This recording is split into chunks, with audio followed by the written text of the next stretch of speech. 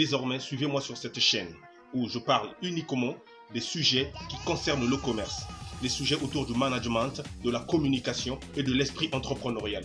Pour assimiler les informations données lors de ces exposés, il est plus prudent et plus sage de commencer par le numéro 1, car dans ces exposés, nous donnons les éléments étape par étape. Veuillez liker, veuillez partager, veuillez propager ces informations partout de cette vidéo pour mon bien. Regardez au bas de votre écran, au bas de votre page YouTube et cliquez sur l'item liker.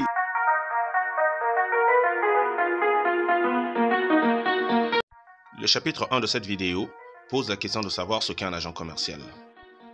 Beaucoup de gens ignorent ce qu'est un agent commercial. Parmi eux, des managers et des agents commerciaux eux-mêmes. Un agent commercial est un mandaté. Et un mandaté est quelqu'un qui a reçu un mandat d'un mandant. C'est une personne qui peut exercer une fonction commerciale par procuration. Puisqu'il y a un mandaté, il y a forcément un mandant. Et le mandant, c'est une personne physique ou morale qui, par un mandat, donne le pouvoir à un autre d'agir en son nom. C'est-à-dire, M. A va vendre pour M. B. Et cela se fait par un mandat.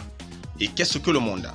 Le mandat ou procuration est un acte par lequel une personne donne à une autre le pouvoir de faire quelque chose pour le mandant et en son nom. Là encore, ça revient à dire que M. A va vendre pour M. B, mais au nom de M. A. C'est une question de responsabilité. Vous voyez là qu'on a le mandaté, le mandant et le mandat. Et pour des besoins de compréhension, on peut bouleverser cet ordre-là par celui-ci. Le mandant, le mandaté et le mandat. En guise de récapitulatif, le mandant peut être une PME, une SARL, une SARLU, une SA, une ONG, un État ou un particulier qui, pour des besoins d'étendre son champ d'action commerciale ou d'atteindre des objectifs particuliers, va faire appel à une personne compétente, j'ai nommé l'agent commercial. L'agent commercial est un mandaté. Le mandaté est un collaborateur extérieur attaché au service commercial de l'entité qui le mandate. Il s'agit d'une personne compétente et capable de mener à bien une mission commerciale spécifiée. Une personne qui vient appuyer le mandant dans l'atteinte de ses objectifs et la recherche des solutions pour ses visions futures. Et bien sûr, entre les deux, il y a un mandat. Le mandat est le contrat qui lie le mandant au mandaté. Il détermine les tâches, les bornes et les droits du mandaté dans sa mission et ceux du mandant dans ses obligations. Ça veut dire qu'il détermine la marge de manœuvre de l'agent commercial. Il lui dit ce qu'il doit dire et ce qu'il doit faire, ce qu'il ne peut pas dire et ce qu'il ne peut pas faire.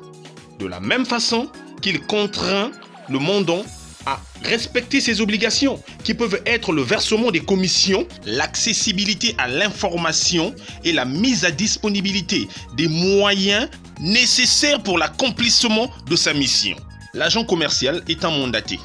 Ce n'est pas un simple vendeur ambulant dont on remplit le sac à dos de bric-à-brac et que l'on envoie sous le soleil faire les rues et frapper de porte à porte pour liquider son stock de produits invendus à prix de solde. Nous décortiquerons l'importance de sa fonction dans les chapitres qui suivent. Il est important d'effacer cet amalgame qui crée beaucoup de confusion dans les esprits de beaucoup de gens. L'agent commercial n'est pas un salarié. Il ne faut pas confondre le salarié, agent au service commercial et l'agent commercial. Car l'agent commercial n'est pas un salarié. Il gagne des commissions qui lui sont reversées par rapport au marché qu'il aurait traité, conclu et mené à bien. Mais, pour booster l'efficacité de son entreprise, un manager peut se permettre de subventionner certains besoins de l'agent commercial.